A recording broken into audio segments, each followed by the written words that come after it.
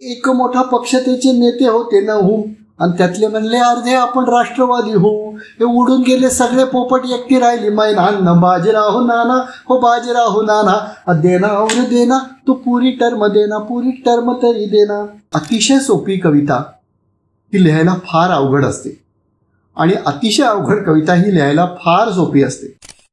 प्रेम म्हणजे पक्की बेरीज आणि प्रेम म्हणजे जमा ग, प्रेम म्हणजे माझ्या चुका आणि तुझ्या क्षमा ग. वा वा. कवीचं कवित्व आहे ना, हे असं रसरशीत फुलासारखं असायला पाहिजे, साबणाच्या फुग्यासारखं नको. आपण लहानपणी मार्काच्या अनुषंगाने कविता आपल्या आयुष्यात प्रवेश करते, ती फक्त उलट्या पद्धतीने तर्काच्या अनुषंगाने आपल्या आयुष्यात यायला पाहिजे.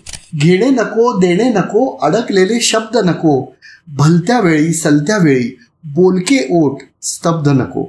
झाडा नाही खोड असते जी सहज मोडत नाहीत, झेपावतात ती वर वर पण जमीन सोडत नाहीत. ठरवावीत पण देऊच नयेत नावं कवितेला, ठरवावीत पण देऊच नयेत नावं कवितेला, आणि असं अडकवून ठेवू नये तिला ओळखीच्या बंधनात. मुक्त वाहू द्यावं एखाद्या मोकळ्या प्रपाताप्रमाणे कवितेला. ती कोसळेल, फुलवेल, ओलावा देईल, भरून वाहील दुथडी भरून अर्थाच्या प्रदेशातून कविता. एकदा शब्द फुलले ना त्या ओसाड माळरानावर, एकदा शब्द फुलले ना त्या ओसाड माळरानावर, की त्यातलेच काही शब्द वेगळे करून एक सुंदर गुलदस्ता तयार करता येईल आणि म्हणता येईल एक वेगळी कविता. पण ठेवू नयेत नावं कवितेला आणि ठरवू तर त्याहून नयेत. ऐकली कविता? हा, ज्योतिष अभ्यासक म्हणून आपण ज्यांना ओळखतो, ज्यांची ओळख आपण मागच्या पॉडकास्टला करून घेतली होती, ते ज्योतिष अभ्यासकाच कविता म्हणतात. म्हणून आज ते ज्योतिष अभ्यासक या भूमिकेत आलेच नाहीये, ते आलेत कवी संदीप अवचट म्हणून. मनापासून नमस्कार. खूप छान वाटतंय पुन्हा या पॉडकास्टमध्ये यायला. मी कबूल केलं होतं आणि मी यांच्याच साक्षीने सांगितलं होतं की ज्योतिष अभ्यासक पंडित संदीप अवचट पुन्हा येणार आहेत आपल्याकडे. त्यामुळे पुन्हा आलेले या भेटीचा योग मीच सांगितला होता. अगदी बरोबर आहे, अगदी खरी आहे. आणि खरंच तुम्ही ज्योतिष जाणता, भविष्य जाणता, पण मला दिसत होतं कारण माझं नाव संजय. बरोबर आहे. शब्दांच्या नशिबात जेव्हा अशा प्रकारचे अर्थ दडलेले असतात तेव्हा त्याचं खरं विश्लेषण फक्त संजयच करू शकतो, हे आपण अनेकदा बघितलेलं आहे. पुन्हा त्याचा एकदा हा प्रत्यय. आज अशाच मजा येणार आहे कारण आज वेगळ्या मूडमध्ये संदीपला आपण बघणार आहोत. संदीप सगळ्यांना ज्योतिष अभ्यासक म्हणून माहिती आहे, परिचित आहे, पण त्या मानानं त्यानेच त्याच्याकडची प्रतिभा, देवदत्त प्रतिभा, ही थोडीशी त्याच्या व्यवसायाच्या व्यापांमुळे किंवा त्याच्या वैयक्तिक बाकीच्या कामांच्या व्यापांमुळे कदाचित थोडीशी मागे पडली की काय, ही शंका आली आहे. म्हणून मी त्याला थेट या संदर्भातलेच प्रश्न विचारण्यासाठी बोलवले. संदीप, कविता तुझ्या दृष्टीने कवितेची व्याख्या काय? कविता कशाला म्हणशील? माझ्या दृष्टीने कवितेची एकमेव व्याख्या असते जेव्हा मनातून खूप उसळून ओसंडून काही वाहत असतं तेव्हा त्याला फक्त चॅनलाइज करायचं एवढंच काम आपल्या हातात असतं. हृदयस्थ असलेल्या अनेक अनुभूती आपल्या मनातनं येत असतात, आपल्याला काही काही गोष्टी वाटत असतात, परंतु खूप सुंदर पद्धतीनं अनेक शब्दांमधनं काही ठराविक शब्द काढून त्याची एखाद्या सुवर्णकारासारखी दागिन्यात केलेली मांडणी म्हणजे कविता असं मला नेहमी वाटत राहतं. पण त्याच्यामध्ये कुठल्याही प्रकारचा असा खूप गूढ गर्भित अर्थ असावा किंवा त्याच्यामागे काही असं खूप प्रबोधनात्मक असावं असं मला कधी वाटत नाही. पण माझ्या मताने कविता जे खूप आतून ओसंडून वाहिलेलं आहे त्याला चॅनलाइज करता येण्याची क्षमता असणं म्हणजे कविता असं मला नेहमी वाटत आलंय. आणि परमेश्वराने आपल्याकडे तो दिलेला एक अतिशय सुंदर गुण आहे म्हणून अतिशय मनापासून आनंद वाटतो मला त्या गोष्टीचा. ही प्रतिभा प्रत्येकाला दिलेली असते असं वाटतं तुला? नाही, मला असं वाटत नाही. प्रत्येकाकडे असणारी प्रतिभा ही खूप वेगळ्या पद्धतीची असू शकते. मला जे वाटतं तेच तुला वाटतं, पण मला ज्या पद्धतीने मांडता येतं त्याच पद्धतीने तू मांडू शकशील असं मला नाही वाटत. त्यामुळे प्रत्येकाला काही ना काहीतरी गुण दिलेले असतात. वेगवेगळ्या पद्धतीने माणसं ते गुण प्रकट पण करत असतात, सांगत असतात, दाखवत असतात. पण कविता ही प्रत्येकाच्या मनात असते, तरी त्यांना ती मांडता येते किंवा तितक्या सुंदर शब्दात उतरवता येते असंच काही नाही. माझ्या मताने सुंदर कविता, सोपी कविता ही अतिशय सहज साध्या शब्दातनं उमलत आलेल्या अगदी सर्वसामान्य प्रोसेसमधनं येणारी असते. त्याला कुठलेही असे क्लिष्ट, जटिल, गुंतागुंतीचे असे कुठलेही विविधतेचे कंगोरे नसतात. सहज साध्या सोप्या शब्दातनं उमलता येणारी कविता ही प्रत्येकाच्या मनात असते. पण जो मनुष्य कवी उत्तम पद्धतीने मांडू शकतो तो कवी म्हणून समोर येतो, आणि ज्याला ती आवडते तो रसिक म्हणून दुसऱ्या बाजूला बसू शकतो. पण प्रत्येकाच्या मनात कविता असते, फक्त ती ऐकायची का लिहायची हे त्याच्या नशिबावर असतं असं माझं मत आहे. मांडता येण्याची कला, ज्याला तू प्रतिभा म्हणशील? हो, निश्चितपणे. एखादी गोष्ट अशी असते की एखाद्या सुंदर सुगृहिणीने छान स्वयंपाक केला आणि तो कसाही वाढून दिला, तर तो कितीही सुग्रास असला तरी जोपर्यंत त्याची आपण चव घेत नाही तोपर्यंत तो नेमका काय हे माहीत नाही. आणि त्याच्याबरोबर विरुद्ध असलेली की एखाद्या सुंदर सजवलेल्या ताटात अतिशय आकर्षक मनमोहक रंगात ते सगळे पदार्थ अतिशय उत्तम पद्धतीने मांडता येणं ही कला असते. बघता क्षणी ती गोष्ट आवडते हे भाव निर्माण करणं हे कवितेने सुद्धा ठरवायला हवं. उतरताना सुद्धा अंतर्बाह्य सौंदर्यानेच कवींनी उतरायला हवं, आणि कविता पण तशाच पद्धतीने तितक्याच निरागसतेने उतरायला हवी असं माझं नेहमी म्हणणं आहे. त्यामुळे मांडता येणं हे तुम्हाला अनेक परिष्कृत असणाऱ्या भावनांमधनं, अनेक गोष्टींमधनं तुम्हाला हळूहळू शिकत यायला जातं.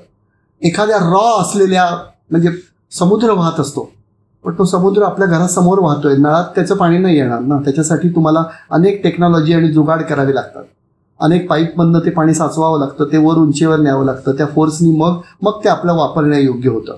तशा पद्धतीने शब्दांचा सागर अपरिमित असमित आपल्यासमोर वाहत असतो, पण त्यातले आपल्याला हवे ते शब्द योग्य पद्धतीने आपल्यासाठी येणं आणि हवे तेव्हा आपल्यासाठी मांडता येणं, त्या अर्थांची घागर भरण्यासाठी तुमच्याकडे कल्पनांचा सागर तशा पद्धतीने असणं गरजेचं आहे असं मला नेहमी वाटतं. वा वा वा. मग ही अर्थाची घागर तुझ्याकडे आहे किंवा तुझ्याकडे भरली जातीये, तुला कधी लक्षात आलं? मला असं वाटतं की 7वी 8वी पासून माझ्या असं ते कदाचित लक्षात आलं असेल. एक तर माझं जे घराणं आहे तर ते अतिशय वाचन समृद्ध घराणं आहे असं मी नेहमी सांगतो. की माझे वडील, माझी आत्या आणि एकूणच आमची सगळी फॅमिली होती, त्यांना वाचनाचं अतिशय जबरदस्त वेड होतं. माझे वडील तर गव्हर्नमेंट डिव्हिजनल लायब्ररीचे अधीक्षक होते आणि त्यांच्यामुळे पुस्तकं यायची, आत्यामुळे पुस्तकं यायची घरात. लहानपणी वेड्यासारखं पुस्तकं वाचलेली आहेत आम्ही. म्हणजे तसा घरी एखाद्याच्या रतीब असावा तसा आमच्या घरी पुस्तकाचा रतीब होता. दोन्ही लायब्ररी हव्यात अशा उघड्या होत्या आणि बेफाट पुस्तकं वाचलेली आहेत. मग खूप कुठल्या टाईपची पुस्तकं वाचायचं? कुठल्याही. मला कधीही घरच्यांनी कुठल्याही प्रकारची पुस्तकं वाचू नकोस असं सांगितलं नाही. त्यामुळे जे बाजारात येईल नवीन पुस्तक असेल ते अगदी आवर्जून आमच्याकडे यायचं आणि आनंदाने आम्ही ते वाचायचो. म्हणजे कथा, कादंबऱ्या, प्रवास वर्णनं, लेख, त्यानंतर चरित्रात्मक असलेले किंवा कवितांची पुस्तकं असलेला हा जो सगळा भाग होता तो अगदी लहानपणापासून वाचायला मिळाला. आणि मग मला आठवतंय की महादेवी वर्मांची पानी नावाची कविता होती, तर ती वाचल्यानंतर असं आत कुठेतरी वाटलं की हे किती सुंदर लिहितात, तसं आपण बघूया का लिहून. शाळेत होतो तेव्हा, आपण शाळेत होतो 7वी 8वीत होतो तेव्हा. जीवन बहता जाता है ती कविता होती. आणि मग असं वाटलं की असं काहीतरी लिहून बघावं का. प्रत्येक कवी आयुष्यात अनुकरणानेच कविता करतो असं मी अतिशय बोल्ड स्टेटमेंट करतो. नंतर तुम्हाला वाटेल ते करता येऊ शकतं. अच्छा, म्हणजे काही लोकांच्या प्रभावात सुरुवातीला आपली कविता असतेच, प्रभावात ही असतेच कविता. फार कमी जण अशी असतात, पण फार कमी लोक मान्य करतात असं वाटतं का तुला? आता ते प्रत्येक कवीवर अवलंबून आहे. पण मला असं वाटतं की कुठल्या ना कुठल्या तरी प्रभावात ती कविता असतेच. म्हणजे मी खूप प्रेम कविता वाचल्या की मी प्रेम कविता लिहून बघायचो किंवा असं अनेक जण तुम्हाला सांगतील. पण या बाबतीमध्ये मात्र मला असं वाटलं की आपण एकदा लिहून बघावं. मग मी ती लिहून बघायला सुरुवात केली. लिहून बघितलं आणि घरी दाखवलं. तर घरी साहित्याची सगळ्यांना आवड होती. त्यामुळे पोरगं लिहित आहे, लिहिताय म्हटल्यानंतर अनेकदा त्याच्यावर परिष्करण करायला पण सांगितलं गेलं. म्हणजे माझ्या आत्याने मला एक खूप सोपी कवितेची अतिशय सुंदर व्याख्या शिकवली की अतिशय सोपी कविता ही लिहायला फार अवघड असते आणि अतिशय अवघड कविता ही लिहायला फार सोपी असते. म्हणजे अतिशय त्याचं योगदान खूप मोठं आहे का? ह्या खूप मोठं आहे. माझी साहित्य विषयक जाणीव अतिशय उत्तम पद्धतीने अभिनीत करण्यात माझ्या आत्याचा खूप मोठा वाटा आहे. कारण माझी अनेक कवितांची पहिली वाचक ती असायची. ती अनेकदा सांगायची की हे छान आहे, त्याच्यात आपल्याला आणखीन काही वेगळ्या पद्धतीने करता येईल का.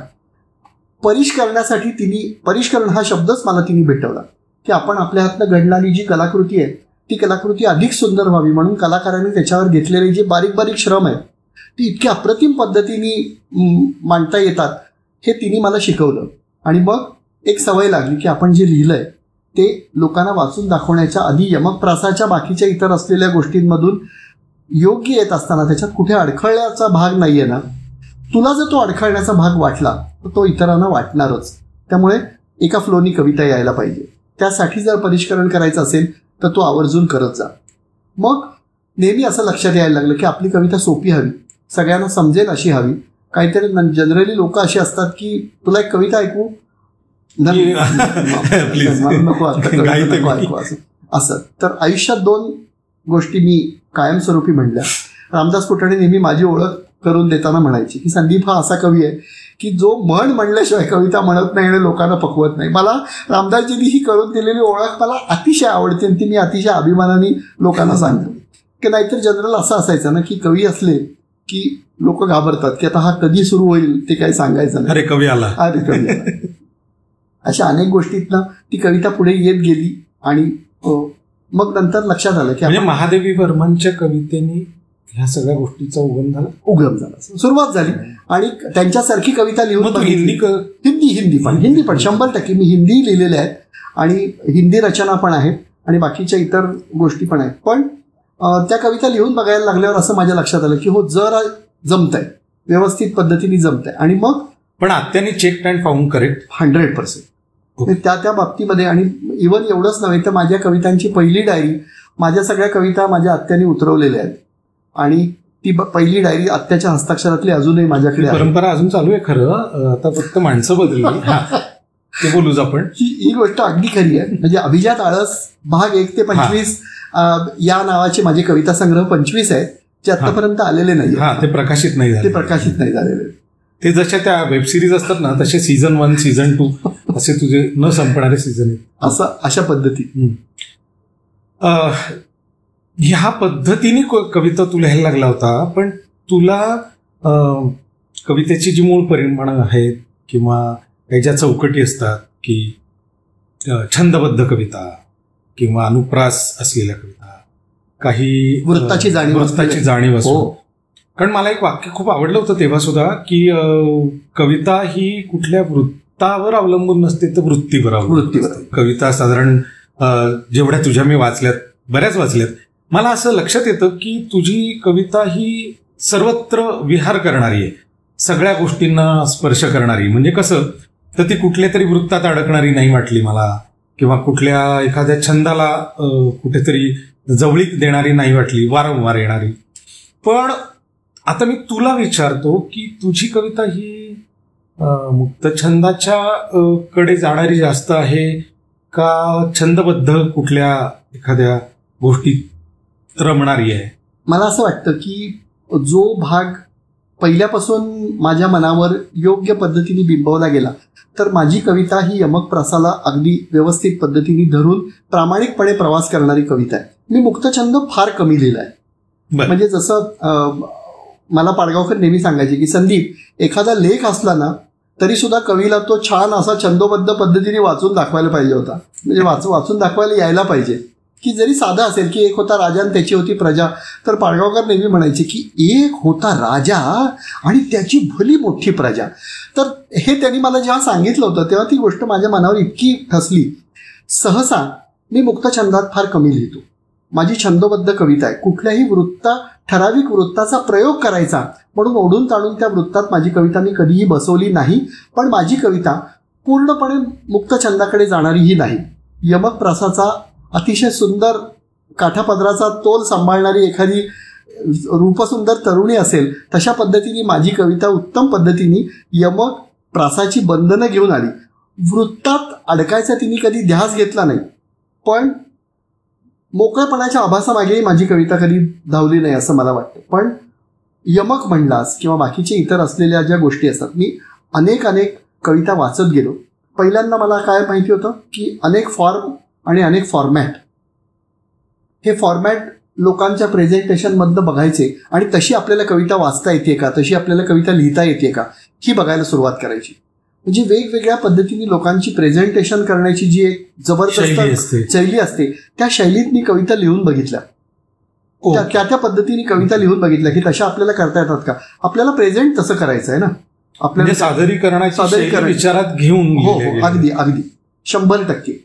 म्हणजे आमच्या याच्यातले एक कवी होते, तर ते अतिशय सुंदर ग्रामीण अंगाने कविता वाचायचे. तर तशासारखी मी एक कविता लिहिली होती की त्यांच्या जो यमक प्रास आणि त्यांची जी एक सादरीकरणाची स्टाईल होती, तर तशी मी एक कविता लिहिली होती की शहरातलं काय न खेड्यातलं काय, खेरातलं काय न खेड्यातलं काय, स्वातंत्र्य समधीकडं सारखंच आहे, पण हे शब्दच नुसता ऐकण्यात आहे, खरं स्वातंत्र्य म्हणजे अजून कळलंच नाही. ते शहरातनी गावात दोन्हीकडं बंद, शहरातनी गावात दोन्हीकडं बंद, संपाचं कुळबी तसंच हाय समद, तरी बी झेंड्याखाली जमायचं हाय, पोट उपाशी तरी जय म्हणायचं हाय, हे शब्दच नुसतं ऐकण्यात हाय, खरं स्वातंत्र्य म्हणजे अजून कळलंच नाही. म्हणजे हे ऐकायला जाताना असं वाटतं की ही कविता जेव्हा मी लिहितो तेव्हा अगदी प्रेमळ, रसरशीत, अगदी शांतपणे माईक समोर सादर करायची ही कविताच नाही, ही आतून आलेल्या संघर्षातनं मांडली गेणारी कविता आहे, ती अशाच पद्धतीने मांडली जायला पाहिजे. तर असे प्रयोग मी अनेकदा करत गेलो, पण यमक, वृत्त आणि या बाकीच्या सगळ्या गोष्टींशी अतिशय इमान राखून माझी कविता योग्य पद्धतीने समोर पुढे जात राहिली. असं नाही की मी मुक्तछंद लिहिलाच नाही, पण मला मुक्तछंद नाही आवडत आणि मी छंदबद्ध लिहिणं मान्य करतो. पण कवींची जी अशी प्रचंड वृत्ती मी बघतो की हे वृत्त घ्यायचं आणि त्या वृत्तातच कविता, मला फार कौतुक वाटतं. मला फार कौतुक वाटतं की तुमच्याकडे असलेलं जे सोनं आहे ते सोनं तुम्ही त्याचे तुकडे करून तुम्ही लोकांना देताय.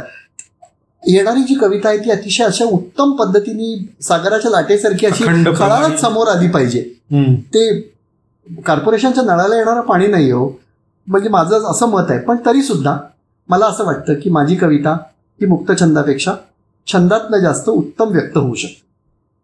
तू मगाशी बोलताना पाडगावकरांचा उल्लेख केला, हो बरोबर. संदीप, मला जी माहिती आहे, हो मी जे पाहिले तुला या कवितेच्या माध्यमातून असंख्य अशा दिग्गजांचा सहवास मिळाला. म्हणजे कवितांच्या या प्रवासात किंवा एकूणच साहित्यिक प्रवासात ह्या सगळ्या मंडळींचं जबरदस्त मला पाठबळ मिळालेलं आहे. म्हणजे कवितेचा कार्यकर्ता म्हणून घेण्यात मला फार कौतुक वाटतं. कवितेचा कार्यकर्ता याचं कारण असं की 1982-83 म्हणजे वयाच्या 8वी-9वी पासून जेव्हा कविता सादर करायला लागलो किंवा लिहायला लागलो तेव्हापासून अनेक लिहिती मोठी माणसं माझ्या सोबत होती आणि त्यांना बघून आम्ही कविता लिहायला शिकलो, त्यांना बघून आम्ही कविता वाचायला शिकलो आणि त्याच्याही पेक्षा जास्त त्यांची कविता वाचत वाचत आम्ही मोठे झालो. म्हणजे जसं त्यावेळेला अतिशय थक्क असणारे सुरेश भट काका, अगदी समोर त्यांच्याबरोबर अनेक कार्यक्रमांमध्ये जायला, त्यांच्याबरोबर वावरायला, त्यांच्याबरोबर उठा बसायला, बोलायला असं मिळालं. सुरेश भट नेहमी मला म्हणायचे की सगळ्यात तुला गंमत सांगू का, कवीने ना लग्न करता उपयोगाचे नाही, कवीने ना फक्त कवितेची एकनिष्ठ राहावं, पत्नी आली की त्याच्यात दुजाभाव येतो. त्यावेळेला आम्हाला खूप मजा वाटायची की कारण सर असे एकदम बेधुंद बोलायचे, ते काय बोलायचे, बेधडक बोलायचे.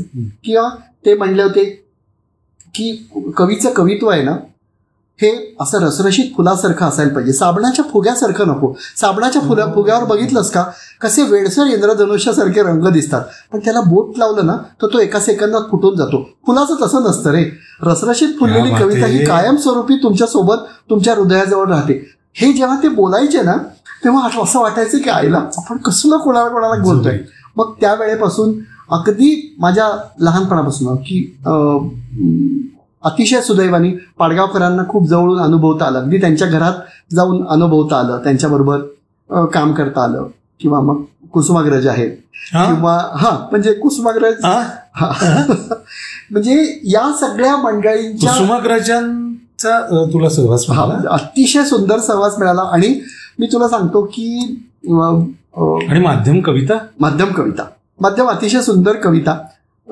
गमतीचा गोष्ट म्हणजे कुसुमाग्रजांना जेव्हा आम्ही जाऊन भेटलो तेव्हा माझ्याबरोबर जस्टिस उपासनींचा मुलगा होता, तो मला कुसुमाग्रजांकडे तात्यासाहेबांकडे घेऊन गेला होता आणि नाशिकला. आणि तिकडे गेल्यानंतर त्यांनी सांगितलं होतं की सर संदीप कविता लिहितो आणि अतिशय छान त्याच्या, आणि मग बाकी इतरांचं बोलणं. म्हणजे मला असं वाटतं की माणसं जेवढी मोठी होत जातात तेवढी ती इतकी नम्र, इतकी सॉफ्ट, इतकी छान राहतात. तात्यासाहेबांनी माझ्यासारख्या कवीच्या कविता ऐकल्या, त्याच्यावर आपलं मत व्यक्त केलं, अतिशय सुंदर बोलले आणि तो इतका ओव्हरवॉल्मिंग असलेला भाग होता. आणि नंतर मग पत्राद्वारे आमचं सातत्याने बोलणं, मग कधी कार्यक्रमांच्या निमित्ताने भेटणं. पुढे कविता सादर केलीस म्हणजे तो माझ्या आयुष्यातला अत्यंत सोनेरी क्षण, फार मोठा सोनेरी क्षण की तात्यासाहेबांच्या समोर. आणि मी त्यांना म्हटलं होतं की आयुष्यात एकदा तरी परमेश्वराचं दर्शन घ्यावं अशी इच्छा असते, ती आज मला तुमचं दर्शन घेतल्यानंतर बोलून. आणि तात्यासाहेब असे अगदी शांत, सोजवळ, सात्विक, कुठेही गेले आणि नवीन कवीच्या कविता ऐकतोय, मग त्याच्यामध्ये तुच्छतेचा भाव किंवा जनरल काहीतरी असं नाही, इतक्या प्रेमाने त्या कविता ऐकल्या, वाचल्या. तो खूप ओव्हरवॉल्मिंग करणारा असणारा तो एक्सपिरियन्स होता. तसंच रामदास फुटाणे, फमू शिंदे किंवा नायगावकर सर, विठ्ठल वाघ किंवा शांताबाई, अरुणाताई, शांताबाई शेळकेन, म्हणजे शांताबाई का विचारतो, हे माझे खूप अगदी हृदयाच्या जवळची ही नाव आहेत, पाडगावकर, शांताबाई. म्हणजे मला तो माझ्या आयुष्याला मिळालेले वरदान कोण असं विचारलं तर मी ते ज्यांचे नाव पहिलं घेऊ शकेन तर ते शांताबाई, म्हणजे अरुणाताई आणि शांताबाई. त्यांच्या दृष्टिकोनातनं मी त्यावेळेला अगदी असं होतकरून मुलगा होतो रे, म्हणजे असं काही नाही की कविता लिहितो, एवढ्याच ओढीनी त्यांच्या कंपूत सामील झालेला. पण शांताबाई आणि अरुणाताई आठवडीतल्या कवितांवर बोलायच्या. अरुणाताई ढेरे आठवडीतल्या कविता त्या दोघी जणी म्हणायच्या आणि तो कार्यक्रम मी सादर करायचो, मधलं निवेदन मी करायचो की म्हणजे तो आयुष्यातला इतका मोठा भाग होता की एका साईडला अरुणाताई आणि एका साईडला शांताबाई असं बसून त्यांच्यामध्ये संदीप निवेदक म्हणून आहे आणि कवितेबद्दल बोलतोय आणि ते बोलायला फांदी. आणि एक नाही असे अनेक कार्यक्रम, आशीर्वाद, देवाचा आशीर्वाद आहे असा अनेकदा. म्हणजे मी अनेक मंडळींना या बाबतीत जेव्हा सांगितलं तेव्हा अशाच प्रकारच्या किंचित असूयेचा स्वर त्यांच्या स्वरातनं आणि चेहऱ्यावर अशी ती थोडीशी एक आग झळकलेली होती. पण मला असं वाटतं की त्यावेळेला असं काही म्हणजे ज्याला आपण इतकं ग्लोरिफिकेशन नव्हतं. ते खूप सुंदर लिहितात आणि आम्ही खूप भारावलेपणाने त्यांचं दास्यत्व स्वीकारून त्यांच्याबरोबर जसे शिष्य जातात तशा पद्धतीने जायचो. पण त्यांनी सुद्धा कधीही आम्हाला प्रत्येक ठिकाणी जिथे जिथे म्हणून शक्य आहे तिथे तिथे अरुणाताईंनी आणि शांताबाईंनी संधी दिलेल्या आहेत.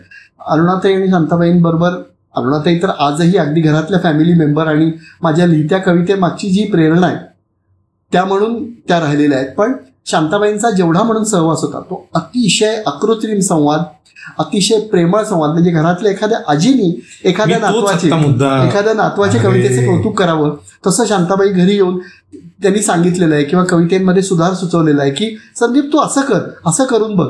आणि शांताबाईंच्या वेगवेगळ्या असणाऱ्या कविता आणि तो ओव्हरवेल्मिंग असणारा त्यांचा प्रतिसाद, तो अतिशय सुंदर स्वर, नेमकेपणाची मांडणी, ह्या सगळ्या गोष्टींनी थक्क होतो. म्हणजे ह्याच प्रेमापोटी मी तुला सांगतो संदीप, पाडगावकर आणि शांताबाईंच्या प्रेमापोटी एक कार्यक्रम केला होता मी, शब्द नक्षत्र नावाचा. मी आणि विभावरी देशपांडे आम्ही दोघांनी कविता सादर केली आणि गाणी होती. तो जो आनंद, आत्मिक आनंद असतो ना, आपण शब्दांबद्दलच बोलायचे, आपल्याला शांताबाईंच्या शब्दांचा अभ्यास करून आपल्या यथाशक्ती यथामती जे वाटतंय ते व्यक्त व्हायचे, तो दिवस भारावलेला होता पूर्ण. कारण शांताबाईंचाच विचार जास्त. मग त्यांनी शब्द की काय बाय सांगू, कसं ग सांगू, मलाच माझी वाटेल आज, काहीतरी होऊन गेले आज. किती साधे साधे शब्द आहेत पण किती अर्थगर्भ आहेत. म्हणजे मग अशा कवितांबद्दल बोलायला असं वाटलं की अरे शब्दांना ह्यांनी खरं तर आशीर्वाद दिलेत शब्दांना. आणि यांचा स्पर्श. आणि आता अरुणाताईंचा उल्लेख केला तर मला तर अत्यंत आदरणीय वंदनीय अशी व्यक्ती आहे. मी तुला सांगतो, असं माझं वैयक्तिक मत आहे की ज्यांच्या पायांना हात लावून नमस्कार करावा असे पायच कमी राहिलेत रे आता. खरंच त्याच्यात अरुणाताई आहेत. म्हणजे कधीतरी योग येईल आणि अरुणाताईंना भेटीन मी निश्चितपणे. त्या बाबतीत तेवढा वशिला मी तुझ्याकडे लावू शकेन अरुणाताईंना भेटायचं. मग तसा जर सहवास तुला मिळालाय, ह्या सगळ्या लोकांचा आशीर्वाद मिळाला, तर काय म्हणजे तू कसा घडत गेला असशील ह्याची थोडीशी कल्पना येते रे. की म्हणजे म्हणून मला वाटतं की या सगळ्या लोकांचं माझ्यावर अपरिमित ऋण आहे. अपरिमित ऋण आहे की या सगळ्या मंडळींबरोबर राहायला आलं, म्हणजे राहता आलं. वपून बरोबर मी कवितेने जोडला गेलो. म्हणजे वपून बरोबर जेव्हा कवितांचे कार्यक्रम, तेव्हा असे 4 चौघात अनौपचारिक मैफलीत वपू आमच्या समोर बसलेले असायचे आणि आम्ही कार्यक्रम सादर करायचो. आमच्या कॅलिडोस्कोपच्या निमित्ताने वपूंचं मला अपेक्षित होता. पु ल देशपांडे, की ही मंडळी इतकी मोठी होती, पण त्यावेळेला निरागसतेने आम्ही त्यांच्याकडे असं अतिशय भक्तिभावानी, पण ही माणसं काळापलीकडे मोठी आहेत असं कधी दडपण घेऊन त्यांनी येऊ दिलं नाही आणि आम्हालाही कधी वाटलं नाही. पण ही सगळी मंडळी आयुष्यात येत गेली, त्यांच्याबरोबर कार्यक्रम करत गेलो. म्हणजे मला आवर्जून सांगावं असं वाटतं की नाना म्हणजे रामदास फुटाणे, की त्यावेळेला लिहित्या नवीन कवींना पुढे आणण्याचं जे काम जे नाना आजही करतात ते त्याही वेळेला ते करायचे. की ते नेहमी सांगायचे की अवचट, यावेळेला 12 मार्चला तू यायला पाहिजेस हा. आणि 12 मार्चचा कवितेचा कार्यक्रम आणि तो सगळा कार्यक्रम, किंवा नानांनी जर कधी कवितांचे कार्यक्रम ठेवले तर चांगलं लिहिता रे पोरांनो या, असं म्हणून आम्हाला सोबत ते घेऊन गेलेले. म्हणजे त्यांचं ऋण आहे लिटरली अशा सगळ्या मंडळींच्या बाबतीमध्ये. आणि विम कुलकर्णी किंवा अनुराधा पोद्दार ही जी सगळी असणारी माणसं आहेत, तर अशक्य असणाऱ्या या सगळ्या गोष्टी होत्या आणि त्यांना इतक्या जवळून बघता आलंय, त्यांच्याबरोबर काम करता आलंय. त्यांची स्टाईल, त्यांची वाचनाची असणारी गोष्ट, या सगळ्या गोष्टी आतल्या आत कुठे ना कुठेतरी झिरपत गेल्यात असं मला वाटतं. आणि माझ्यातला कवी हा अतिशय उत्तम पद्धतीने अभिव्यक्त होण्यासाठी या एवढ्या सगळ्या अनेक रंगांची देणगी त्या कवीवर आहे असं मला वाटतं. म्हणून एखादी ओळ जरी मी आज लिहिली तरी त्यातनं एखादा रंग पाझरला तरी त्याला त्याची मुळं कुठेतरी त्या सगळ्या संस्कारात आहेत असं मला नेहमी वाटतं. वा वा. तुझी कविता ही कुठल्या वृत्तीवर अवलंबून आहे किंवा कुठल्या वृत्तीची आहे? माझ्या कवितेचा गुण आहे सहज धर्म. जे समोर दिसतं ते व्यवस्थित पद्धतीने मांडता येऊ शकतं का, हा प्रश्न कवीने स्वतःला विचारावा आणि वेगळ्या पद्धतीने सजवून तुम्हाला ते जर मांडता येत असेल. माझी वृत्ती अशी की आपण गायचं आपल्यासाठी, जमेल तसे सूर लावून. आपण गायचं आपल्यासाठी, जमेल तसे सूर लावून. फुलं कधी उमलतात का घड्याळातली वेळ पाहून? फुलं कधी उमलतात का घड्याळातली वेळ पाहून? की सूर येतात हाका मारत, सूर येतात हाका मारत, फक्त त्यांना शब्द द्यायचे. सूर येतात हाका मारत, फक्त त्यांना शब्द द्यायचे. कंठामधल्या कसरतीचे आपण फक्त ओठ व्हायचे. कंठामधल्या कसरतींचे आपण फक्त ओठ व्हायचे. की ताना बिना पलटे बिलटे जमतात त्यांना जमू देत. ताना बिना पलटे बिलटे जमतात त्यांना जमू देत. आपल्या आपल्या सुरांमध्ये ते रमतात त्यांना रमू देत. आपल्या आपल्या सुरांमध्ये ते रमतात त्यांना रमू देत. पण ताल सुद्धा जमलाच पाहिजे एवढा देखील हट्ट नको. ताल सुद्धा जमला पाहिजे एवढा देखील हट्ट नको. अलगद सूर उतरावेत पण ती मिठी सुद्धा घट्ट नको. अलगद सूर उतरावेत पण ती मिठी सुद्धा घट्ट नको. झरले पाहिजेत स्वरातून ती पाझरणारी ओल हवी. झरले पाहिजेत सुरातून ती पाझरणारी ओल हवी. झेपेल तेवढ्या घ्यावा ताना पण एक भरजरीशी ओळ गावी. झेपेल तेवढ्याच गाव्या ताना पण एक भरजरीशी ओळ गावी. आणि मोकळा घ्यावा श्वास खोल. मोकळा घ्यावा श्वास खोल. एक एक मुखडा गाऊन घ्यावा. विहरणाऱ्या आलापातून एक एक तुकडा ओवून द्यावा. मग धावणे नको, स्पर्धा नको. धावणे नको, धापा नको, स्पर्धा नको दुसऱ्यांपाठी. गाऊन घ्यावं राजस गाणं आपली मैफल आपल्यासाठी. गाऊन घ्यावं राजस गाणं आपली मैफल आपल्यासाठी, ही माझ्या कवितेची वृत्ती आहे. वा वा वा वा वा. सहजता हा जो काही स्थायी भाव आहे आपला, संदीपजी, हा प्रकर्षाने दिसतो सगळ्या कवितांमध्ये.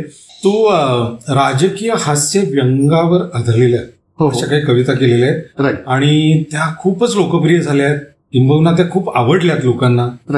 तर आज काहीतरी झलक व्हावी. मागच्या वेळेला तुम्ही ज्योतिष अभ्यासक असताना एक बहिणीवरची कविता केली, आठवत ना तुम्हाला सगळ्यांना? हा. तर आपल्या लहानपणी एक फटका नावाचा प्रकार असायचा. हो. आणि एक वेगळं असं हे असायचं, अतिशयोक्ती असलेली कविता असायची की बाजीराव नाना हो बाजीराव नाना देना और देना तो टोपलेवर, असं. आणि त्याच्यात खूप काय काय काय की एक होता 9, एक होता गहू आणि त्याच्यात पोळ्या केल्या 9 वगैरे असं काय काय. तर त्यावेळेला केलेली एक कविता होती. तर गाणं बिणं हा जो प्रकार आहे तो माझ्याशी जरा स्वरांशी फटकून राहणारा प्रकार आहे, पण जेव्हा म्हणायला लागतो तेव्हा त्या इलाज नाही, ते जो घसा असतो तो सोबत येतो. चालेल ना, पण चालेल. तर कि बाजीराव नाना हो बाजीराव नाना देना और देना तो पुरी टर्म देना, पुरी टर्म तरी देना. की एक मोठा पक्ष त्याचे नेते होते 9 आणि त्यातले म्हणले अर्धे आपण राष्ट्रवादी होऊ. हे उडून गेले सगळे पोपट, एकटी राहिली मैदान. बाजीराव नाना हो बाजीराव नाना देना और देना तो पुरी टर्म देना, पुरी टर्म तरी देना. की बुडालेल्या पक्षामध्ये झाली वादावादी आणि दोन्हीकडले नेते म्हणले लग्न करू आधी. की बुडालेल्या पक्षामध्ये झाली वादावादी आणि दोन्हीकडले नेते म्हणले लग्न करू आधी. अहो यादी जाहीर होता होता 9वा झाला मैदान. बाजीराव नाना हो बाजीराव नाना देना और देना तो पुरी टर्म देना, पुरी टर्म तरी देना. की यांचे म्हणले त्यांचे म्हणले सगळे एक हो, यांचे म्हणले त्यांचे म्हणले सगळे एक हो. हात सोडू गाड्या सोडू कमळीकडे जाऊ, हात सोडू गाड्या सोडू कमळीकडे जाऊ. पण उतावळ्या बाशिंगांना नवरीच लाईन देना. बाजीराव नाना हो बाजीराव नाना हो देना और देना तो पुरी टर्म देना, पुरी टर्म तरी देना. की नवरा पाहिला नागपूरचा तो हित सेटल झाला, की नवरा पाहिला नागपूरचा तो हित सेटल झाला आणि सगळ्या घातल्या काड्या तरी काहीच नाही त्याला.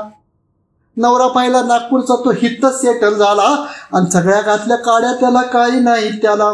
की दिल्लीवाला सासरा दुसरं वाराड येऊ देना. बाजीराव नाना हो बाजीराव नाना देना और देना तो पुरी टर्म देना, पुरी टर्म तरी देना.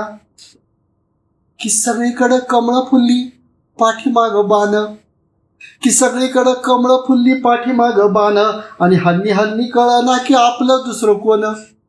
की हल्ली हल्ली कळनाच व आपलं दुसरं कोण. अहो 10 वेळा ओळख दाखवून बायको घरात घेणार. बाजीराव नाना हो बाजीराव नाना देना और देना तो पुरी टर्म देना. मग निम्मे घातले जेलात, निम्मे ईडीकडे दिले. निम्मे घातले जेलात, निम्म ईडीकडे दिले आणि बाकी राहिले ते बी सगळे जामिनावर आले. अहो असल्या जागी ऑपरेशन की सांगता सुद्धा येईना. बाजीराव नाना हो बाजीराव नाना देना और देना तो पुरी टर्म देना, पुरी टर्म तरी देना. की इमान आलं मेट्रो आली समृद्धीच्या दारी, इमान आलं मेट्रो आली समृद्धीच्या दारी आणि भिजलेल्या त्या महाराष्ट्राला सप्पान पडलं भारी. अहो कधी करा काम पण ते कधी खरं होईना. बाजीराव नाना हो बाजीराव नाना देना और देना तो पुरी टर्म देना. की देयाचं ते देया पण काहीतरी देया, अहो देयाचं तर देया पण काहीतरी देया आणि जगण्यासाठी तगण्यासाठी दया करा दया. की पुरं म्हणला दुष्काळाला जगता सुद्धा येईना. बाजीराव नाना हो बाजीराव नाना देना और देना तो पुरी टर्म देना. बात आहे. राजकीय हास्यव्यंग मांडत असताना मला असं वाटतं की समोरच्या असलेल्या गोष्टींचं जे प्रतीक आहे ते तुमच्या कवितेतनं अतिशय उत्तम पद्धतीने तुम्हाला मांडता आलं पाहिजे, किंवा छोट्या छोट्या असणाऱ्या गोष्टींच्या कड्या सांधून तुम्हाला ती परिस्थिती अशी झरकन समोर मांडता आली पाहिजे. मला असं नेहमी वाटतं की रामदास फुटाणे यांच्या कवितांचा एक छोटासा प्रभाव माझ्या कवितेंच्या आणि शब्दांवर हा निश्चितपणे आहेच.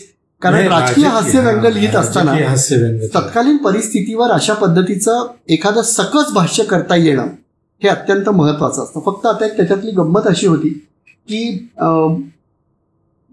एखादं भाष्य आपण केलं आणि ते भाष्य केल्यानंतर ते समोरच्या माणसाला 100% आवडलं तरी सुद्धा ते बाकीच्या इतर असलेल्या इतर संस्कृती नावाचं दुखणं जडलेल्या समाजाला ते ताबडतोब परवडतंच असं नाही. पूर्वीच्या काळी साहित्यिक एखाद्या राजकीय पक्षाबद्दल, नेत्याबद्दल किंवा सामाजिक परिस्थितीबद्दल तातडीने अतिशय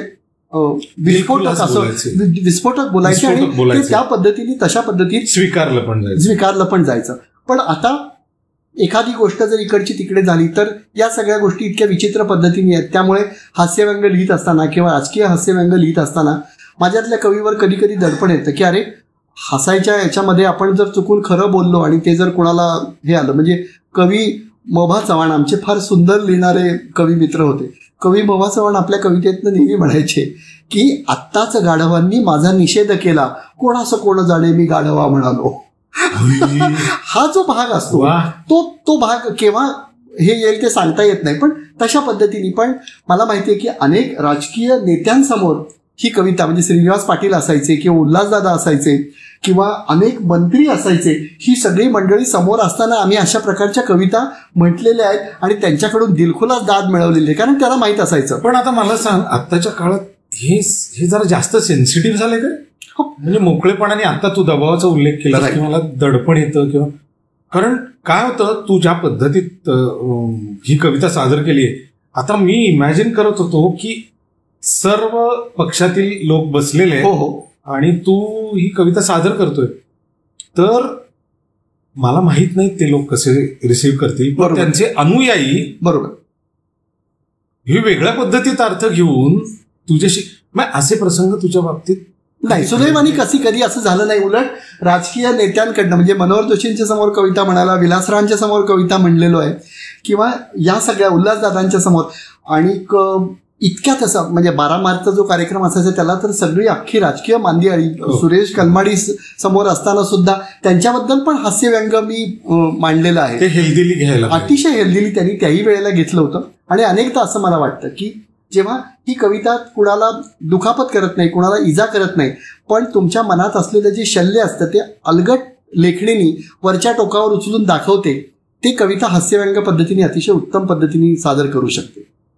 अगदी बरोबर. कारण मला 4-4 ओळींमध्ये मार्मिकपणे बोलणारे रामदास फुटाणे की ज्यांच्या कवितेचा प्रभाव तू मान्य करतोस की त्यांच्या लेखनाचा प्रभाव तुझ्या हास्यव्यंग कवितेवर मोठ्या प्रमाणावर आहे. तर अशा काही गोष्टींमध्ये सुद्धा आपल्याला काही लोकांच्या प्रभावात आपली कविता फुलते करे? निश्चितपणे फुलते. कारण तो प्रभाव कुठपर्यंत घ्यायचा असतो याची तुम्हाला कल्पना असते ना, की एखादा मार्ग त्यांनी आखून दिलेला असतो, ती चाकोरी आखून दिलेली असते आणि तशा पद्धतीने लिहिलं तर त्या पद्धतीत ते ऍक्सेप्ट होऊ शकेल. आता अनेक जणांनी त्यांच्यासारख्या अनेक कोलांट्या उड्या मारायचा अनेक प्रयत्न केलेला आहे, पण तो काही 100% सक्सेसफुल झाल्याचं आपल्याला बघता येत नाही. राजकीय हास्यव्यंग किंवा प्रसंगोत्पात असणारी कविता किंवा परिस्थिती भाष्यकार हा असणारा जो भाग आहे तो इतका धारदार असला पाहिजे की किंवा त्याची सुई इतकी शार्प असली पाहिजे की दिलेलं इंजेक्शन दिलं गेलं पाहिजे पण ते कळलं नाही पाहिजे. पण मला असं वाटतं की त्यांच्याकडनं मिळालेले जे अतिशय उत्तम आणि दिलखुलास काही संस्कार आहेत ते संस्कार अचानकपणे कुठेतरी माझ्या कवितेने झेलले आणि आज लिहित असताना असं वाटतं की अरे हो, तशा पद्धतीच्या कवितातून तशा पद्धतीच्या शब्दातून आपल्याला व्यक्त होता येत आहे. आता हा जो आता आपण मुद्दा बोललो, तुझ्याच 2 ओळी मी तुला ऐकतो या अनुषंगानं. न बोलता ही बोलण्याचे हे बहाणे झाले, न बोलता ही बोलण्याचे हे बहाणे झाले, सांगणारे मौन माझे नुकतेच शहाणे. हो, अशा पद्धतीची काही स्केचेस असतात किंवा काही कवितांचे कोलाज असतात, तर ते मला लिहायला आवडतात. 4-4 ओळी खूप भारी पद्धतीने आपल्याला सुचतात. आपल्यालाच खूप कौतुक वाटतं की आपल्याला कसलं सुचून गेलंय. भटांच्या लेखनाचा परिणाम वाटतो कधी कधी? नाही, मला नाही असं वाटत. कारण गझल बिझल या गोष्टीला मी कधी तितक्या टेक्निकॅलिटीमध्ये मी गेलो नाही. म्हणजे मला असं वाटतं की शब्दांचं आणि अर्थांचं जे पझल आहे ते सोडवता आयुष्य गेलं तर गझलची सारखी अतिशय उत्तम आणि तांत्रिक असणारी जी बाब आहे ती मला कधी वश झाली आहे असं मला वाटत नाही. आणि जे मला मिळालं नाही त्याच्या मागे मी गेलो नाही. पण त्याच्या सदृश असणाऱ्या ज्या कविता आहेत त्या अगदी अनेक पद्धतीने येत गेल्या. मग अशा पद्धतीची तू ज्याचं वर्णन करतोयस किंवा जे वर्णन करतोयस अशा पद्धतीची एखादी कविता जर सादर केलीस तर? हो, निश्चितपणे. म्हणजे कधी कधी अशा अंतरातून येणारे जे शब्द असतात की जे आपल्याला सुचताना आपल्यालाच असं वाटतं की वा काय छान सुचले. तर गंमत सांगतो आधी, म्हणजे कविता आधी वाचून दाखवतो आणि मग आपण बोलू. की इतक्या अशा ह्या वेदनांनी झाले मला माहीत आता. इतक्या अशा ह्या वेदनांनी झाले मला माहीत आता, की समजतो त्या लायकीची माणसे नाहीत आता. समजतो त्या लायकीची माणसे नाहीत आता, की रंग होते बेगडी अन पाय मातीचेच सारे. रंग होते बेगडी अन पाय मातीचेच सारे, कावळ्यांनी लावलेले मोर होण्याचे पिसारे. कावळ्यांनी लावलेले मोर होण्याचे पिसारे, जाणत्या ह्या अनुभवांना सोबतीला घेत जाता, समजतो त्या लायकीची माणसे नाहीत आता. वा वा वा. की पाठ फिरता खंजिराची त्यांच्याच होती मूठ हाती. की पाठ फिरता खंजिराची त्यांच्याच होती मूठ हाती, आणि शोभेलाच भारी बेतलेली चार नाती. आणि शोभेलाच भारी बेतलेली चार नाती, धारा धारात सारी कापुनी या देत जाता, समजतो त्या लायकीची माणसे नाहीत आता. की या कटांच्या सोहळ्याला चेहऱ्यांची तोरणे, या कटांच्या सोहळ्याला चेहऱ्याची तोरणे, आपुल्यांची सर्व नावे ती फसवण्याची कारणे. आपल्यांची सर्व नावे ती फसवण्याची कारणे, घात विश्वासात लातो सवयीचा हा होत जाता, समजतो त्या लायकीची माणसे नाहीत आता. या मनाने जाणले की आपले असे नसतेच कोणी. या मनाने जाणले की आपले असे नसतेच कोणी, झिडकारल्या हातात असते एकटी ही रेषज्ञानी, ठरवणे हे हरवणे या सोबतीला घेत जाता, समजतो त्या लायकीची माणसे नाहीत आता. ही कविता मी फेसबुकवर टाकली. फेसबुकवर टाकल्यानंतर आता तू जो मगाशी म्हणलास की कवीच्या अस्तित्वातला असणारा प्रश्न की तुमची कविता तुम्हाला एखाद्या सहज वृत्तीने स्फुरत जाते आणि तशी तशी तुम्ही लागता, तर लोकांनाही त्या वृत्तीचा लळा लागतो. ही कविता मी पोस्ट केल्यानंतर मला अनेक लोकांचे फोन आले की दादा काही प्रॉब्लेम आहे का, इथपासून ते प्रेमभंग झालाय का भाऊ, इथपर्यंत तो भाग आला. आणि अनेक लोकांनी माझ्या त्या कवितांवर, म्हणजे जवळजवळ त्याला एक 500-550 लोकांचे खाली असलेले कमेंट्स आहेत ते वाचले की आम्हाला जे म्हणायचं होतं ना ते हेच नेमकं आहे, ते नेमकं आहे. त्याच्यासाठी कवीला वेगळं असं काहीच करावं लागत नाही. ते शब्द सुचतात आणि त्याच्या मागोमाग ऑटोमॅटिक ते शब्द येत जातात आणि तो भाव बरोबर डेव्हलप होत जातो असं मला म्हणायचं. म्हणजे ही कुणाच्या एका माणसाच्या अनुभवासाठी कविता आहे का, तर ही एका माणसाच्या अनुभवासाठी कविता नाही, पण ती सगळ्यांना आपली वाटली आणि सगळ्यांना वाटलं की मी म्हणलो असतो तर हेच म्हणलो असतो. रिलेटेबल हा भाग आहे. आता बघ, मी लहानपणी सुद्धा आपल्याला काही काही कवितांचं खूप इम्पॅक्ट असतो, खूप परिणाम असतो, तो आत्ताच्या काळामध्ये बनवतो. काही कविता अशा काही मनामध्ये रुंजी घालतात किंवा काही काही कविता अशा काही काही वळणावर आठवतात आपल्याला, काही काही प्रसंगात बाहेर घडत असलेल्या घटनांमुळे. सब घोडे 12% नावाची एक कविता आहे, बरोबर, विंदांची. तशीच विंदांची आणखी एक कविता आहे, माझ्या मना बंद. दुर्दैवाने ती कविता आजही लागू आहे, दुर्दैवाने. तर तुला आजूबाजूला घडणाऱ्या समाजातल्या घटनांमुळे उद्विग्नता येणं किंवा अस्वस्थता येणं किंवा चिडचिड होणं किंवा असहाय्य वाटणं किंवा अरे मी काहीच नाही करू शकत आहे अशी भावना येणं, हो, या भावनेचं प्रकटीकरण असं फार कमी झालेलं आहे की माणूस म्हणून ती जी अनुभूती आहे ती फक्त माझ्यामध्ये येत गेलेली आहे. पण त्याच्यावर कधी कविता लिहावी वगैरे असं मला नाही वाटलं. पण माझं मन इतकं पण पाषाणाचं नाही की मी त्याच्यावर काही कधी लिहिणारच नाही. तू आत्ता जसा हा उल्लेख केलास तसं माझ्या अत्यंत आवडत्या लाडक्या आणि श्रद्धेय कवयित्री आहेत आसावरी काकडे. त्यांनी एक फार सुंदर कविता लिहिली होती. त्या म्हणल्या की मना दगड बनू नकोस.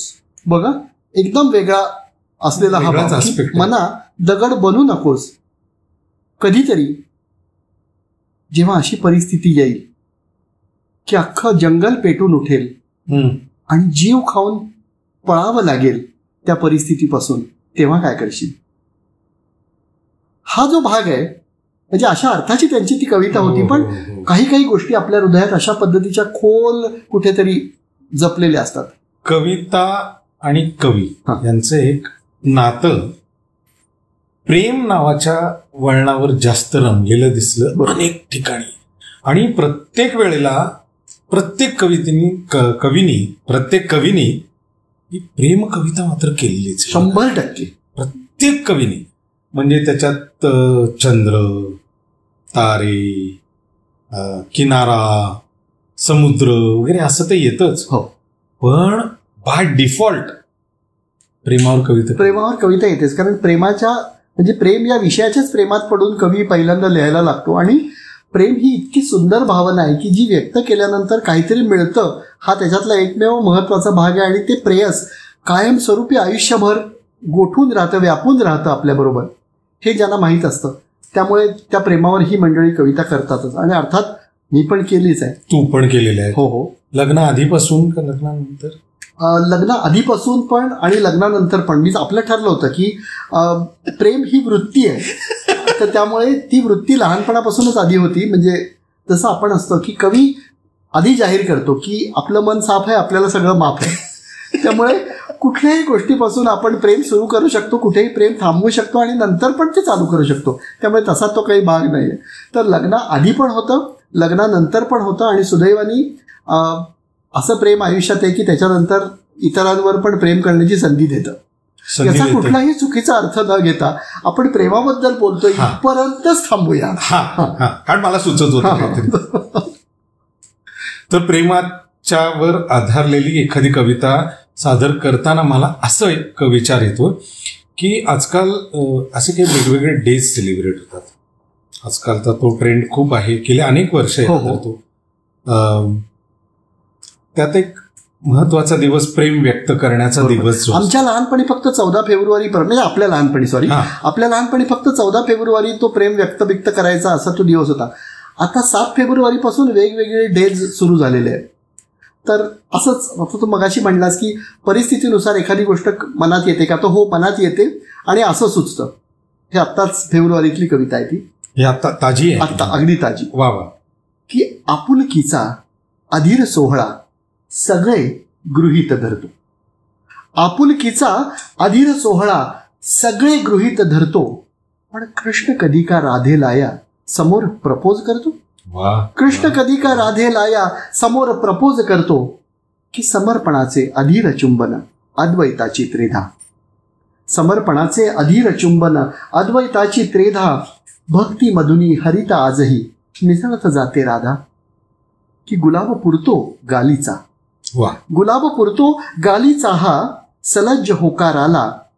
गुलाब पुरतो गालीचा हा सलज्ज होकार आला, हाती देते हात संस्कृती शालीन स्वीकाराला. की जेव्हा नव्हते चॉकलेटन कार्डावरच्या ओळी, की जेव्हा नव्हते चॉकलेटन कार्डावरच्या ओळी, लागायाची तिथेच पणही हृदयावरती गोळी.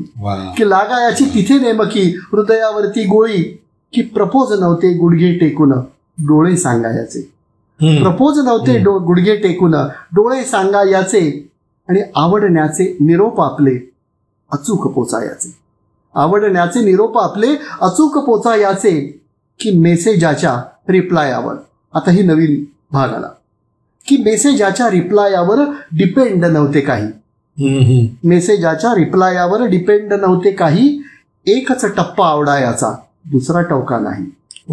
एकच टप्पा आवडायाचा दुसरा टवका नाही, आणि लायकीनुसार आपल्या एकच होती संधी. आणि लायकीनुसार आपल्या एकच होती संधी. ऑप्शन नव्हते आता सारखे, ती हो म्हणली की चांदी.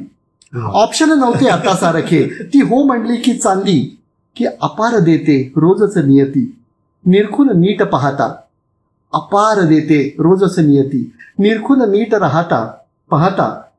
आजच्या एका दिवसावर का अवलंबून राहता, आजच्या एका दिवसावर का अवलंबून राहता, असं माझं म्हणणं. किती सुंदर मेसेज यातनं सुद्धा पोहोचू शकतो. आता ह्याच्यातनं पहिल्या सुरुवातीच्या काळामध्ये, सुरुवातीच्या ओळींमध्ये राधर तू कृष्ण आणि राधेचा उल्लेख केला. हो हो. कृष्णावर खूप मोठ्या भरपूर कविता केल्यास आणि त्याच्यावर पुस्तकाचा विषय निघणार आहे. मंडळी, ह्या माणसांनी कमीत कमी 800 ते 900 कविता लिहिलेल्या आहेत आजवर. अजून चालूच आहे ते खंड. मग तुमच्या मनात आलेला जो प्रश्न आहे ना, ती आमची तक्रार आहे. तुम्ही विचारणार, यांचे कविता संग्रह किती प्रसिद्ध झालेत? आम्ही उत्तर देणार, नाही झाले. ते का नाही झाले?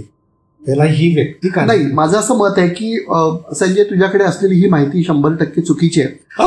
आळस 1 ते 25 या नावाचे माझे कविता संग्रहाचे भाग प्रकाशित झालेले आहेत. ते लोकांसमोर आलेले नाही आहेत. एक मिनिट. तो जो अभिजात आळस आहे, तर त्याच्यामुळे ही गोष्ट झाली नाही. पण मला अगदी तुला महत्वाची गोष्ट सांगायची म्हणजे की मी हिंदी कविता लिहित होतो. कबीराचं मुझसे लिखवाय कबीर. तर माझ्या बायकोनी माझ्या 50व्या वाढदिवसाला मुझसे लिखवाय कबीर, माझ्या अपरोक्ष ती गोष्ट तिने त्या कविता घेतल्या आणि त्या कवितांचं एक पुस्तक काढलं, मुझसे लिखवाय कबीर या नावाने छोटंसं पुस्तक काढलं. ते खूप मोठ्या स्वरूपात प्रसिद्ध झालं नाही, पण माझ्या पुढच्या त्या प्रती माझ्याकडे आहेत. म्हणजे दुसऱ्या कोणीतरी कविता तुझ्या घेतल्या आणि त्या प्रकाशित केल्या तरच ते प्रकाशन. माझ्या शब्दांच्या नशिबात कदाचित ते असेल असं मला नशीब. म्हणजे आता पहिलं संगीता ताईंनी केला. हो. नंतर या वैशाली. मग आता काय म्हणजे आता प्रत्येक, मला वाटतं रांग लावावी आम्ही. नाही तसं नाही, पण आता पुस्तकाच्या बाबतीमध्ये निश्चितपणे मनावर घ्यायचं असं चाललेलं आहे. पण असं मी खूप वर्षांपासून म्हणतो आहे. पण आता ती गोष्ट कधी अशी असते की ती सुद्धा गोष्ट आपल्या नशिबात असणं गरजेचं असतं. आणि आता तुमच्यातला कवी बाजूला पडून म्हणजे तो जो संशोधक आहे, विज्ञाननिष्ठ, ज्योतिषातले भाव बाजूला ठेवून कवितेतले भाव कधी प्रकाशित होतील ते आता एकदा स्वतःची कुंडली बघून मी तुम्हाला सांगतो. आणि निश्चितपणे आपण लवकरात लवकर पुस्तक खरंच यायला हवं. याला कारण निश्चितपणे बऱ्याच गोष्टी अप्रकाशित आहेत, अनेक लोकांना माहिती नाहीत. हे अंग आहे त्या व्यक्तीकडे, हे त्या व्यक्तीला सुद्धा आनंद देणारी गोष्ट आहे. आणि हे जर देवदत्त प्रतिभा आपण मानतोय तर हे तर यायला पाहिजे. अशा पद्धतीने मराठी भाषेला अभिजात भाषेचा दर्जा मिळाला. ह्या अभिजाततेवर एक तू कविता लिहिली होती. जर तुझी परवानगी असेल 100% अगदी आनंदाने. येस. सारस्वताच्या अंगणी आली सोन्याची सावली, सारस्वताच्या अंगणी आली सोन्याची सावली, ज्ञाना तुकोबांची बोली आज अभिजात झाली.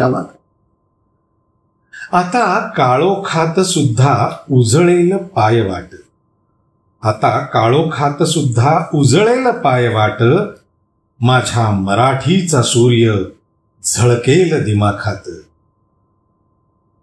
थोर शब्दांची पालखी जग जिंकाया निघाली, थोर शब्दांची पालखी जग जिंकाया निघाली, ज्ञानात तुकोबांची बोली आज अभिजात झाली. अटकेच्या पार झेंडे आणि राजसिंहासन, अटकेच्या पार झेंडे आणि राजसिंहासन, माय मराठीचा हिरा त्याला जगाचे कोंदण. जणू सरस्वती स्वतः लेखणीला ही पावली, जणू सरस्वती स्वतः लेखणीला ही पावली, ज्ञानात तुकोबांची बोली आज अभिजात झाली. आता इतिहास पुन्हा नवे वास्तव मांडेल, आता इतिहास पुन्हा नवे वास्तव मांडेल, रत्न भाषेचे भांडार जवाहीरच सांडेल. लेखणीच्या ओठी नवी ओवी बोलवली, लेखणीच्या ओठी नवी ओवी बोलवली, ज्ञानात तुकोबांची बोली आज अभिजात झाली, ज्ञानात तुकोबांची बोली आज अभिजात झाली. अप्रतिम कविता, अप्रतिम. खरंच खूप सुंदर. आता अभिजात भाषेचा दर्जा मिळाल्यानंतर आपल्याला काय काय फायदे होणार आहेत हे अनेक लोकांनी भरभरून सांगितलेले. तुला कवितेच्या दृष्टीने ह्या अभिजातपणाचा फायदा किती होईल असं वाटतं? माझं नेहमीच सातत्याचं म्हणणं असं असतं की आपण लहानपणी मार्काच्या अनुषंगाने कविता आपल्या आयुष्यात प्रवेश करते, ती फक्त उलट्या पद्धतीने तर्काच्या अनुषंगाने आपल्या आयुष्यात यायला पाहिजे. कविता ही या पद्धतीने एखादी कविता आपण वाचतो आणि त्याच्यावर प्रश्न विचारले जातात की ती अत्यंत, म्हणजे मी चुकीचं आहे असं म्हणू शकत नाही, कारण तोही अभ्यासाचा एक भाग आहे. पण एखादी गोष्ट सांगितल्यानंतर मी तुला जर कोणीतरी घरी आईने सुंदर वाटीभर बासुंदी करून दिली आणि ती कशा पद्धतीने मी केली आहे किंवा आईला बासुंदी करताना काय काय कष्ट पडले हे सांगा असं म्हणल्यावर ती बासुंदी पिण्यातला तुमचा आनंद निघून जातो. नेमकं या सगळ्या शैक्षणिक बाबतींमध्ये कविता घुसडून या सगळ्या मंडळींनी हे केलं असं मी अतिशय बोल्डली म्हणतो. कधी कविता ही वेगळ्या पद्धतीचा आविष्कार आहे, आपल्या आयुष्यात ती बोलीभाषेबरोबरच येते, नांदते, बागडते हे आम्हाला माहीतच नाही. आम्ही ती कविता घेतो आणि त्याच्यावरती ऐकवतो. कवीला असं म्हणायचं आहे असं त्या बाई, बुवा, सर, मास्तर, गुरुजी सगळे सांगतात आणि मुलांना त्याच्यावरती अतिशय क्रूर प्रश्न विचारले जातात की कवीला काय म्हणायचं आहे. तर इथे कवितेच्या तर्काशी या मुलांची फारकत होते आणि ते फक्त मार्क्सवादी कविता जगायला लागतात. म्हणजे ती कविता त्यांना समजली आहे, उमजली आहे याच्यापेक्षा सुद्धा तो कवी काय म्हणतो हे ते ऐकतात आणि त्या पद्धतीने तशा पद्धतीने आपलं एक ठराविक साचेबद्ध उत्तर त्याच्याबद्दल खरडतात. तिथे कुठेही कवितेबद्दल प्रेम निर्माण होत नाही. तिथे कुठेही कवितेबद्दल आणि शब्दांबद्दलची एक माया, ममता किंवा एक आशा उत्पन्न होत नाही. कुठलीही शैक्षणिक प्रणाली मुलांना कवितेतून शब्दांचा लळा लागेल असं काहीही करताना आत्तापर्यंतच्या शिक्षण क्षेत्रात मला दिसलेलं नाही. त्यामुळे माझं असं म्हणणं आहे की मुलांना कवितेबद्दल प्रश्न विचारू नका, मुलांना कविता म्हणायला सांगा, मुलांना कविता पाठ म्हणून दाखवायला सांगा, मुलांना तुम्ही कवितेचा फॉर्मॅट शिकवा आणि त्यातून मुलांना तुम्ही व्यक्त व्हायला सांगा. संदीप, कविता ही कधीही म्हणजे लेंथ बघून ठरत नसते. हो, काही काही वेळेला आपल्या 4 ओळी सुद्धा थेट अर्थ पोचवायला उपयोगी पडतात, किंबहुना त्या थेट पोचवतात. तर 4 ओळींची सुद्धा गंमत असते रे. निश्चित. तशा तू 4 ओळी कधी लिहिलेल्या आहेत का? आणि असतील तर माझ्या मते ना आपण असं एक काम करूया, आपण रॅपिड फायर करू. रॅपिड फायर स्टार्ट्स नाव. बाईला सापडले एखाद्या पुरुषातले आवडले पण, बाईला सापडले एखाद्या पुरुषातले आवडले पण की त्यांना कळतच नाही की याला आधी स्मार्ट करावं की स्टार्ट. किंवा पुरुषांना सापडले एखाद्या बाईच्या आदिम हळव्या भावनांचे संदर्भ, पुरुषांना सापडले एखाद्या बाईच्या आदिम हळव्या भावनांचे संदर्भ की कळतच नाही त्यांना की आधी हर्ट करावं की फ्लर्ट. वा. की ओठांवरचे कुलूप आताशा झटकन उघडत नाही. ओठांवरचे कुलूप आताशा झटकन उघडत नाही, पोचतात पण निरोप कोरे अन दीर्घ उसासे काही. वा. पोचतात पण निरोप कोरे अन दीर्घ उसासे काही, घाल मेलपण सगळी कोरी आणि वाटणे कोरे. घाल मेलपण सगळी कोरी आणि वाटणे कोरे, उसवत गेल्या विणीतले हे काही एकटे दोरे. वा वा. की नसतेच जे हे मालकीचे ते हवेसे वाटते, नसतेच जे हे मालकीचे ते हवेसे वाटते, विसरून जावे शल्य जे जे ते नव्याने भेटते. की मोठ्याचा हव्यास कशाला, 2च ओळी पुरे. मोठ्याचा हव्यास कशाला, 2च ओळी पुरे, आर्त शोधता अर्थ सापडे, जन्म रीताचा ठरे. वा वा. की गालना कोरे लिफाफे. हो. गालना कोरे लिफाफे त्यावरी असतोच पत्ता. गालना कोरे लिफाफे त्यावरी असतोच पत्ता. ओठ होते लेखणी अंग देह होतो मालमत्ता. वा वा वा वा. की 7 बारे या जीवाचे करून घे नावावरी. 7 बारे या जीवाचे करून घे नावावरी. म्हणजे तुलाही खातरी म्हणजे मलाही खातरी की ओठ नुसते टेक आणि झोकुनी गाफील हो. ओठ नुसते टेक आणि झोकुनी गाफील हो. खेळ हा रंगेल गहिरा त्यात तू सामील हो. की अत्तरांना ना दिशाना वाट असते माहिती. अत्तरांना ना दिशाना वाट असते माहिती. मंद वारा नेत जातो येत जातो सोबती. ना पडलेल्या प्रश्नांना तो हल्ली उत्तर देतो आणि एकांताला सहवासाचे घमघमणारे अत्तर देतो. वा वा. तू नाही का बेरजा करत विरहातल्या वजावटीच्या. तू नाही का बेरजा करत विरहातल्या वजावटीच्या. नुसते दिवस पुढे ओढत नात्यामधल्या सजावटीच्या. किंवा वर म्हणायचे नाही आणि जायचेही त्याच्याकडे. वर म्हणायचे नाही आणि जायचेही त्याच्याकडे. नकाराला होकाराचा रंग चढतोच पुढे. की प्रेम म्हणजे पक्की बेरीज आणि प्रेम म्हणजे जमाग. प्रेम म्हणजे पक्की बेरीज आणि प्रेम म्हणजे जमाग. प्रेम म्हणजे माझ्या चुका आणि तुझ्या क्षमाग. वा वा. किंवा नुसते डोळे पाहून त्यातील भाव कसे उमजावे. नुसते डोळे पाहून त्यातील भाव कसे उमजावे. पाणी असते पाणी त्याचे अर्थ काय समजावे. पाणी असते पाणी त्याचे अर्थ काय समजावे. की झाडांनाही खोड असते जी सहज मोडत नाहीत. झाडांनाही खोड असते जी सहज मोडत नाहीत. झेपावतात ती वर वर पण जमीन सोडत नाहीत. अरे मस्त मस्त. घेणे नको देणे नको अडकलेले शब्द नको. घेणे नको देणे नको अडकलेले शब्द नको. भलत्या वेळी सलत्या वेळी बोलके ओठ स्तब्ध नको. आणि जीर्ण नको नात्यामधले धरून ठेवले घट्ट पाश. जीर्ण नकोत नात्यांमधले धरून ठेवले घट्ट पाश. सोडवत राहू गुंते आपण जमतील तसे सावकाश. वा वा. की झुरणं नको झरणं नको स्मरणं नको नकोच भेटी.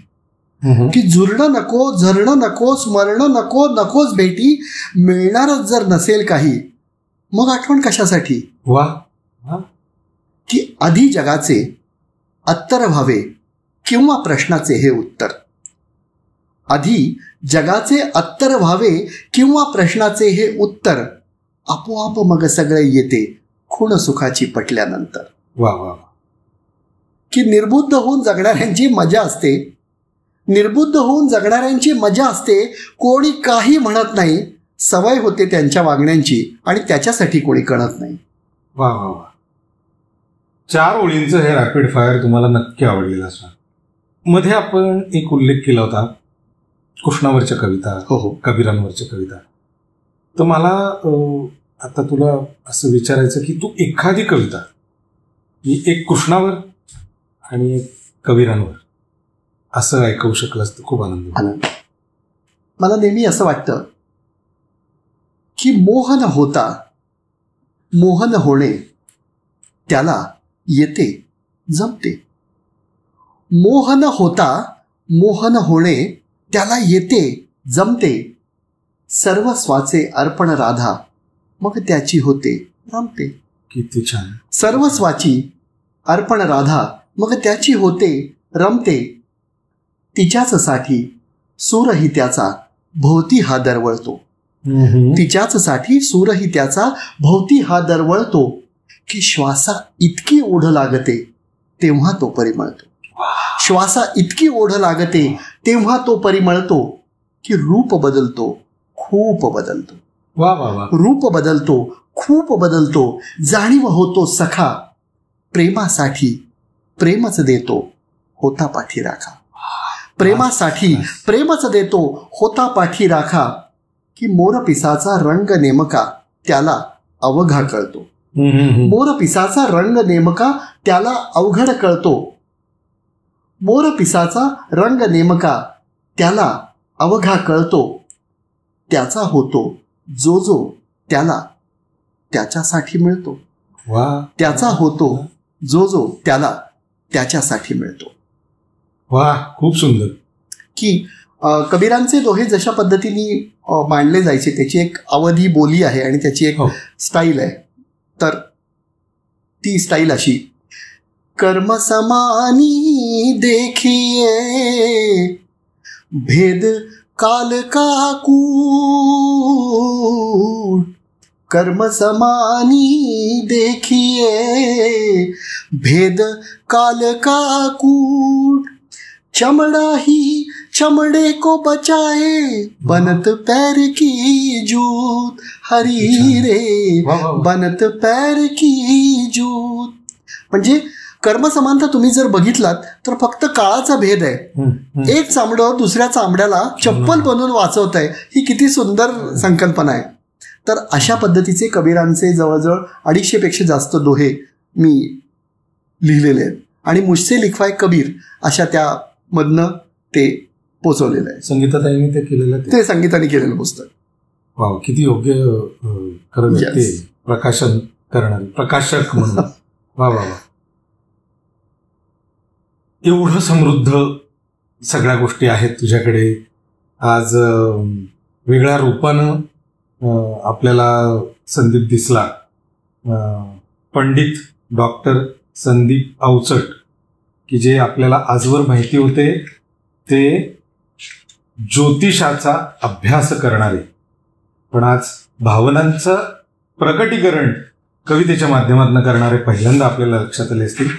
मी तुम्हाला खात्रीनं सांगतो की आता ह्याच्या पुढे जे त्यांचं आजवर राहिलेलं आहे ते काम ह्या कृष्णाच्याच कडे मी मागणं मागतो की ते होऊ दे रे बाबा पूर्ण. त्यांच्या कविता ह्या अशा पुस्तक रूपाने येऊ दे. मनापासून देवाकडे प्रार्थना. आणि तुला कसं वाटलंय, काय वाटलंय? मला अतिशय आवडलं, कारण कविता हा माझा अतिशय एक आवडता भाग आहे आणि त्याच्याबद्दल जसं कविता हे असं अत्तर आहे की जे बोट बुडवून तुम्ही दुसऱ्याला लावता तर दुसरा तो सुगंधित होतो, पण आपलं बोट पण तितकंच सुगंधित होतं, आपलं हृदय पण तितकंच सुगंधित होतं. तशा पद्धतीची ही कवितेची भावना आहे. त्यामुळे कविता सुचते आणि कविता तुम्हाला सादर करता येते. या दोन्ही गोष्टीतून ये हृदयचे ते हृदय गातले हा जो एक अतिशय सुंदर परस्पर संबंध आहे तो कविता अतिशय उत्तम पद्धतीने कायम करत राहते. आणि म्हणून या रसिक मैफलीची आणि तुमच्यासारख्या रसिकांच्या सान्निध्यात असलेल्या मैफलीची एक सांगता करणारी कविता सादर करतो. तुला तत्पूर्वी हे कसं वाटलं? छान, म्हणजे मला तर खूप आनंद झाला तुला परत तुझ्याशी गप्पा मारायला. हो, निश्चितपणे. आत्तापर्यंत माझ्या झालेल्या ज्या काही अतिशय एक 10-15 मुलाखती असतील तर मी संजयला सांगितलं की संजयनी जी घेतलेली माझी मुलाखत, याचं कारण असं की मुलाखतकाराला बरोबर स्वतः कमी बोलून दुसऱ्या माणसाला बोलतं आणि खुलतं करण्याची एक जबरदस्त कपॅसिटी असणं गरजेचं आहे. संजयकडे तो भाव अतिशय उत्तम असल्यामुळे जास्तीत जास्त खुलवून तुम्हाला तो प्रश्न विचारतो आणि तुम्हाला उत्तर द्यायची संधी देतो. नाहीतर अदरवाईज मुलाखतकार काय करतात की आपल्याला किती माहिती आहे हे ते इतकं लोकांसमोर सांगत राहतात. या गोष्टीला आणि परंपरेला छेद देत ह्या साधं सुधं पण अतिशय उत्तमपणे जपलेल्या संजयच्या या पॉडकास्टमध्ये मला खूप छान वाटलं. आणि म्हणून या कवितांच्या शेवटाकडे येत असताना आपल्या रसिकांसाठी एक ओळी की त्याचेच आहेत शब्द फक्त मी वापरायची सूट घेतो. त्याचेच आहेत शब्द फक्त मी वापरायची सूट घेतो. परमेश्वराचे मॅप्स आत मी त्याचाच रूट घेतो. परमेश्वराचे मॅप्स आत मी त्याचाच फक्त रूट घेतो. चुकत नाही, माकत नाही, कुणासमोर वाकत नाही. चुकत नाही, माकत नाही, कुणासमोर वाकत नाही. तो सोडून कोणाचीही मी करुणा भाकत नाही. तो देतो ना हवे तेवढे, तो देतो ना हवे तेवढे. उगाचच कोणाला काय मागा, त्याच्याशिवाय डोकं टेकवायची आपण कुठून आणायची दुसरी जागा. त्याच्याशिवाय डोकं टेकवायची आपण कुठून आणायची दुसरी जागा. तो भरतोच माप आमाप प्रत्येक जोळी खास भरतोच. तो देतोच माप आमाप प्रत्येक जोळीच खास भरतो. त्याला हवे तसे तेव्हाच मनापासून कृपा करतोच. डोळे होतो, हात होतो, फिरतो बनून आपले पाय. डोळे होतो, हात होतो, फिरतो बनवून आपले पाय, तोच करतो उठणं बसणं. आपली ओळख दुसरी काय? की भोग देतो, योग देतो, कर्माचे ऋण फेडून घेतो. भोग देतो, रोग देतो, कर्माचे ऋण फेडून घेतो. बाकी बिकी न ठेवता नको असणारे काढून नेतो. बाकी बिकी न ठेवता नको असणारे काढून नेतो. त्याला फक्त आठवण लागते. त्याला फक्त आठवण लागते आतल्या आत तेवणारी. मगच देतो नाती भीती आपल्यासोबत जगणारी. मगच देतो नाती भीती आपल्यासोबत जगणारी. मी त्याच्याबद्दल काय लिहावं त्याची ओळख तोच आहे. मी त्याच्याबद्दल काय लिहावं त्याची ओळख तोच आहे. जन्मा घातले सार्थक देवा जगणे त्याचीच पोच आहे. जन्मा घातले सार्थक देवा जगणे त्याचीच पोच आहे. आणि त्याच्यावरती कविता वेगळी, आपण अशी काय करणार? त्याच्यावरती कविता वेगळी, आपण अशी काय करणार? भरून वाहत्या कृपेमध्ये आपण अजून काय भरणार? भरून वाहत्या कृपेमध्ये आपण अजून काय भरणार? आणि म्हणून त्याचेच आहेत शब्द फक्त मी वापरायची सूट घेतो. परमेश्वराचे मॅप्स आहात म्हणून कुठलाही रूट घेतो. मनापासून धन्यवाद.